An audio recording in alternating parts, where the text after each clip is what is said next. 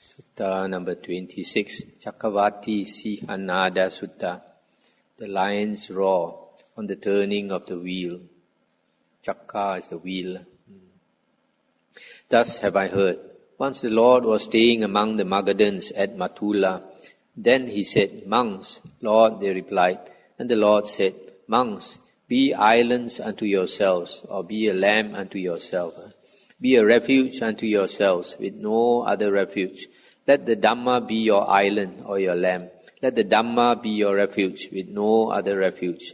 And how does a monk dwell as an island unto himself, as a refuge unto himself, with no other refuge, with the Dhamma as his island, with the Dhamma as his refuge, with no other refuge? Here a monk abides contemplating body in the body, ardent, clearly aware and mindful, having put away hankering and fretting for the world. He abides contemplating feelings in feelings, mind in mind, Dhamma in Dhamma, ardent, clearly aware and mindful, having put aside hankering and fretting for the world. Keep to your own preserves, monks, through your ancestral haunts. If you do so, then Mara will find no lodgment, no foothold. It is just by the building up of wholesome states that this merit increases. Stop here for a moment. Now that I come to here, I just remembered I forgot to comment that the Buddha said, let me see,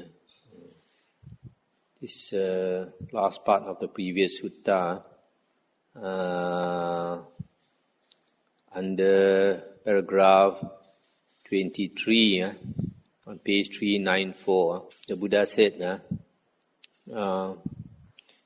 Nigroda, I do not speak for any of these reasons, but there are Nigroda, unwholesome states that have not been abandoned, tainted, conducive to rebirth, fearful, productive of painful results in the future, associated with birth, decay and death. It is for the abandonment of these things that I teach the Dhamma. If you practice accordingly, these tainted things will be abandoned, and the things that make for purification will develop and grow. And you will all attain to and dwell in this very life by your own insight and realization in the fullness of perfected wisdom. So the Buddha is saying, as long as we have not become an Arahant, we have, all of us, have unwholesome states in us. It is these unwholesome states that drag us down to rebirth and to the woeful plains of rebirth. So we practice the Dhamma to get rid of these unwholesome states. A lot of people come into the Dhamma, always think of trying to get jhana, trying to get jnana and all these things. They forget that actually you have to abandon all these unwholesome states before you can get. It's just like your hands is full with a lot of rubbish. Somebody wants to give you something better. Unless you throw away the rubbish, how can you have free hand to take something better? So we have to get rid of all these unwholesome states, and we have to always examine ourselves, and also to rely on the sutta, the Buddha's words. Just like in this Sutta 26, the Buddha said, be a lamb unto yourselves, be a refuge unto yourselves with no other refuge. Let the Dhamma be your lamb, let the Dhamma be your refuge with no other refuge. So we have to depend ourselves to make the effort, but to depend on the Buddha's words to be our guide. We need a guide, and the best guide is the Buddha. Instead of looking for some sayadaw or some achan or some hamdru or some sifu, so the best teacher is with us. That is the Buddha. And now that the Buddha has entered Nibbana, his words in the suttas, in the 5 Nikayas, is our refuge, our real refuge. So we take the Buddha's words as our guide and we strive. So one half of the practice is to get rid of unwholesome states. The other half is to, but only after we get rid of the unwholesome states that we can achieve the jhanas and the higher states and all that. So the Buddha's words are the theory, and then meditation and getting rid of unwholesome states. The Charana Partner, it's all there. So the Buddha says, keep to your own preserves, keep to your ancestral haunts. What he means is that we should keep to the four objects of sati or satipatthana. We should put our attention on these four objects instead of Mara's playground. Mara's playground is the world of the sights, sounds, smells, tastes and touch, and also the mind. But worldly people, we want to indulge in all these worldly pleasures. That is Mara's bait. Just as a fisherman, he wants to catch the fish. He puts a nice bait there for the fish to eat. And the greedy fish will gulp it, not knowing there's a hook inside. So in the same way, the sensual pleasures in the world, they have a hook in there. Once we swallow the sensual pleasures, later we have to pay with tears. Once monks, there was a wheel-turning monarch named Dalhanemi, a righteous monarch of the law, maybe the Dhamma, conqueror of the four quarters, who had established the security of his realm and was possessed of the 7 treasures. These are the wheel treasure, elephant treasure, horse treasure, jewel treasure, woman treasure, householder treasure, and as 7th, the counselor treasure. He has more than 1,000 sons who are heroes of heroic stature, conquerors of the hostile army. He dwells, having conquered this sea-girt land without stick or sword, by the law or Dhamma, etc., as in Sutta 3, verse 1.5. And after many hundreds and thousands of years, King Dalhanemi said to a certain man, "My good man, whenever you see that the sacred wheel treasure has slipped from its position, report it to me." "Yes, sire," the man replied. And after many hundreds and thousands of years, the man saw that the sacred wheel treasure had slipped from its position. Seeing this, he reported the fact to the king. Then King Dalhanemi sent for his eldest son, the crown prince, and said, "My son, the sacred wheel treasure has slipped from its position, and I have heard say that when this happens to a wheel-turning monarch, he has not much longer to live. I have had my fill of human pleasures. Now is the time to seek heavenly pleasures. You, my son, take over control of this ocean-bounded land. I will shave off my hair and beard, don yellow robes, and go forth from the household life into homelessness." And having installed his eldest son in due form as king, King Dalhanemi shaved off his hair and beard, donned yellow robes, and went forth from the household life into homelessness. And 7 days after the royal sage had gone forth, the sacred wheel treasure vanished. Then a certain man came to the anointed Katya king and said, "Sire, you should know that the sacred wheel treasure has disappeared." At this the king was grieved and felt sad. He went to the royal sage and told him the news. And the royal sage said to him, "My son, you should not grieve or feel sad at the disappearance of the wheel treasure. The wheel treasure is not an heirloom from your fathers. But now, my son, you must turn yourself into an Aryan wheel turner. And then it may come about that if you perform the duties of an Aryan wheel turning monarch, on the fast day of the 15th, when you have washed your head and gone up to the veranda on top of your palace for the fast day, the sacred wheel treasure will appear to you, 1,000-spoked, complete with fellow hub and all appurtenances." And he asked, "But what, sire, is the duty of an Aryan wheel-turning monarch?" And the royal sage or chaplain said, "It is this, my son, yourself depending on the Dhamma, honoring it, revering it, cherishing it, doing homage to it and venerating it, having the Dhamma as your badge and banner, acknowledging the Dhamma as your master. You should establish guard, ward and protection according to Dhamma for your household, your troops, your nobles and vassals, for Brahmins and householders, town and country folk, ascetics and Brahmins, for beasts and birds. Let no crime prevail in your kingdom, and to those who are in need, give property. And whatever ascetics and Brahmins in your kingdom have renounced the life of sensual infatuation and are devoted to forbearance and gentleness, each one taming himself, each one calming himself, each one striving for the end of craving. From time to time, we should go to them and consult them as to what is wholesome and what is unwholesome. That what is blameworthy and what is blameless, what is to be followed and what is not to be followed, and what action will in the long run lead to harm and sorrow, and what to welfare and happiness. Having listened to them, you should avoid evil and do what is good. That, my son, is the duty of an Aryan wheel-turning monarch. Stop here for a moment. This part also quite interesting. He's telling this new king that he have to conduct himself like a wheel-turning monarch. Then the wheel will appear. And how to do it? Have to use the Dhamma as the guide. Using Dhamma to protect all the people, and even including animals. And then those who are in need, give them whatever they need, so that they don't have to steal and kill and all that. And then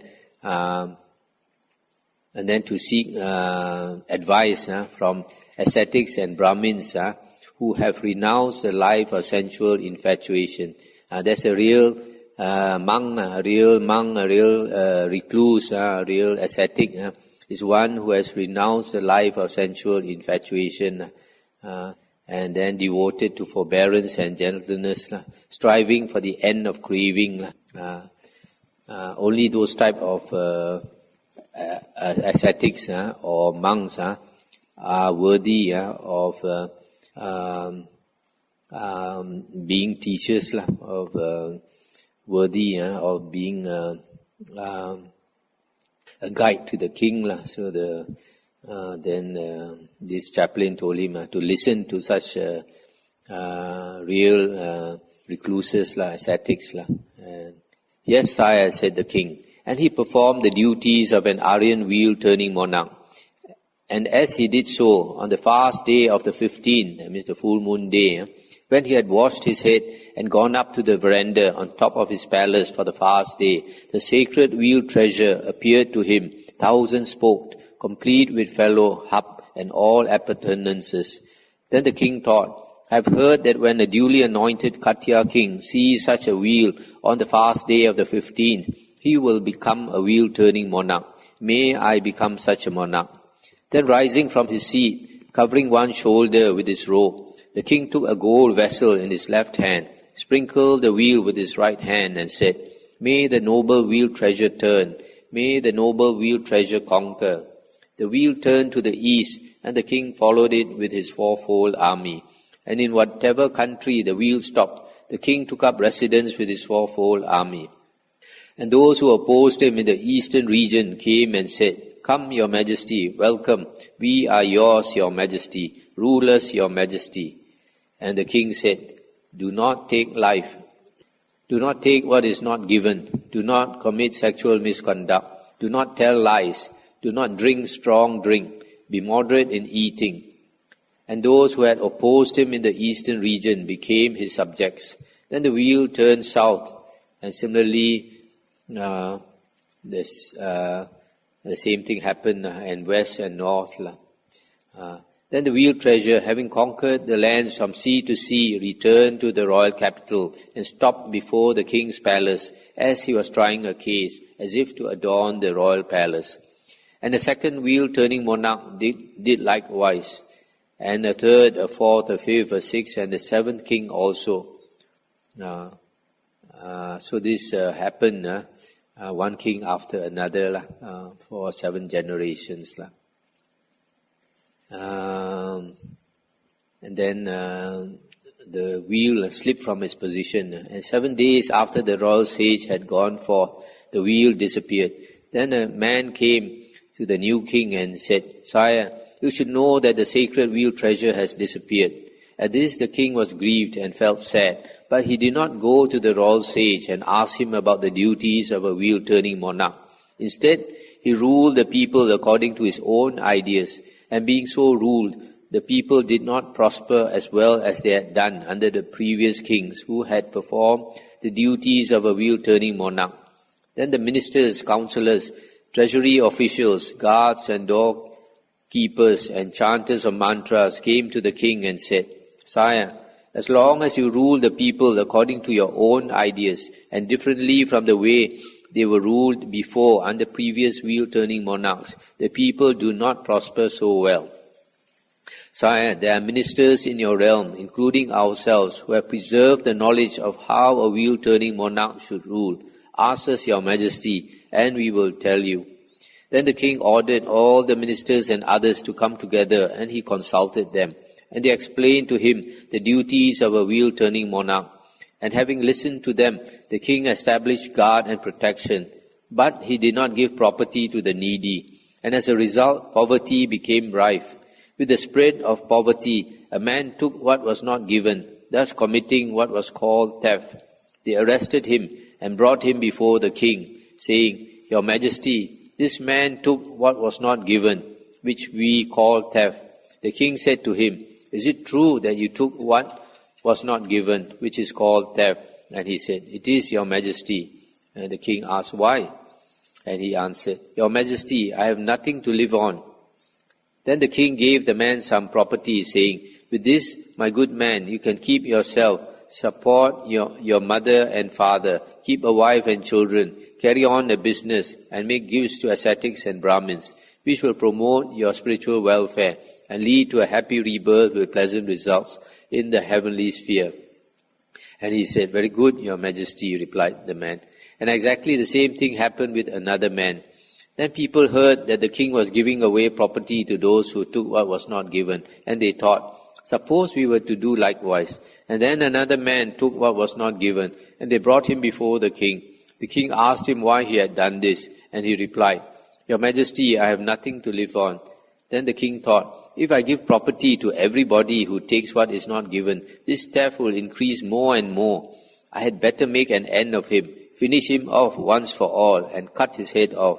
So he commanded his men, "Bind this man's arms tightly behind him with a strong rope, shave his head closely, and lead him to the rough sound of a drum through the streets and squares and out through the southern gate, and there finish by inflicting the capital penalty and cutting off his head." And they did so.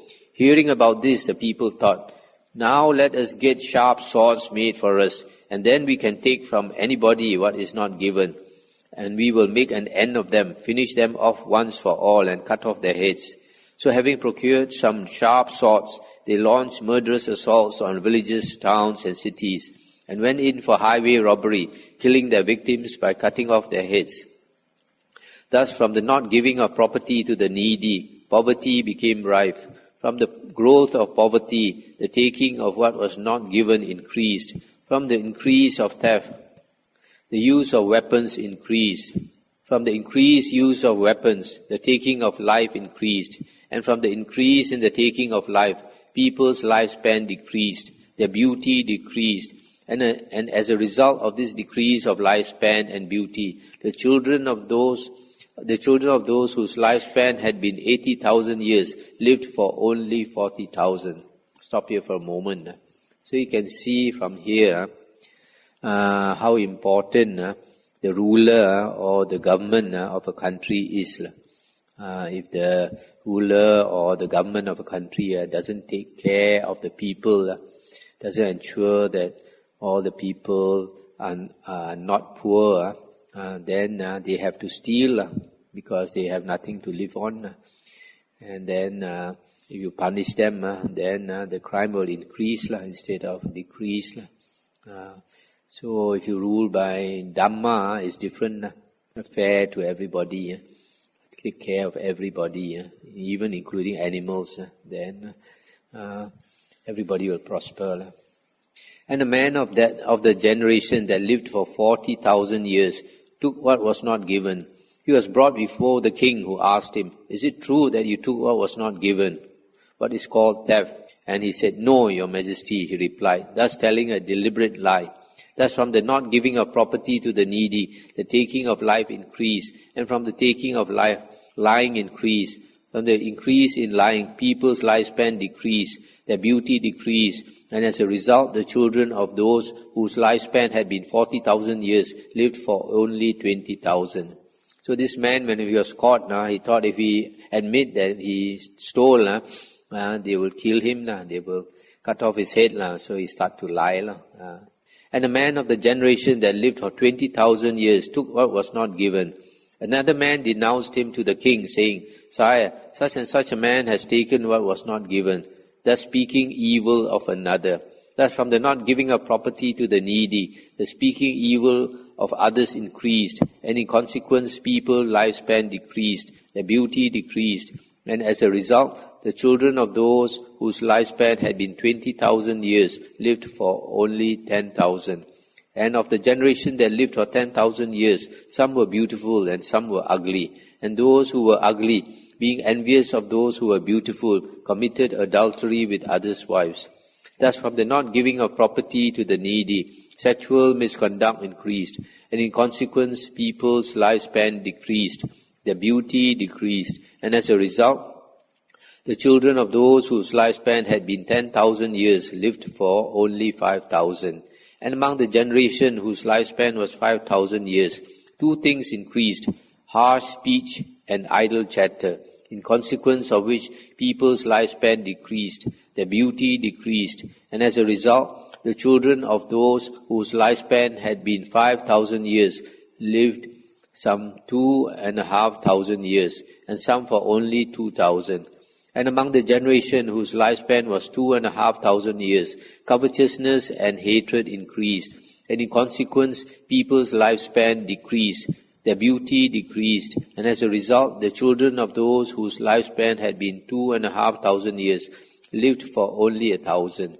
Among the generation whose lifespan was 1,000 years, false opinions increased, and as a result the children of those whose lifespan had been 1,000 years lived for only 500. And among the generation whose lifespan was 500 years, three things increased, incest, excessive greed, and deviant practices. And as a result, the children of those whose lifespan had been 500 years lived some for 250 years, some for only 200. And among those whose lifespan was 250 years, these things increased, lack of respect for mother and father, for ascetics and Brahmins, and for the head of the clan. Thus from the not giving of property to the needy, the lack of respect for mother, etc., for ascetics and Brahmins, for the head of the clan increased, and in consequence people's lifespan and beauty decreased. And the children of those whose lifespan had been 2.5 centuries lived for only 100 years.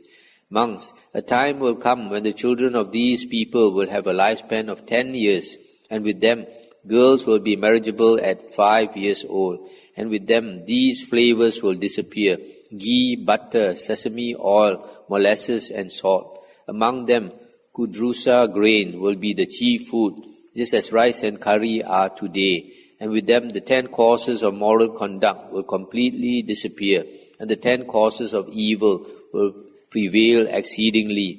For those of a 10-year lifespan, there will be no word for moral. So how can there be anyone who acts in a moral way? Those people who have no respect for mother and father, for ascetics and Brahmins, for the head of the clan, will be the ones who enjoy honor and prestige, just as it is now the people who show respect for mother and father, for ascetics and Brahmins, for the head of the clan, who are praised and honored. So it will be with those who do the opposite. Stop here for a moment. So you see, because of greed and hatred and all these unwholesome states multiply. And when unwholesome states, unwholesome actions increase, then the world changes accordingly, according to karma. The world, and including lifespan of people, keep decreasing down to a minimum of 10 years. The Buddha's teachings, human lifespan can vary from 10 years up to a maximum of 80,000 years. So when it's 10 years old, a lot of the nice things would have disappeared. At that time, people will do the 10 evils. What are the 10 evils?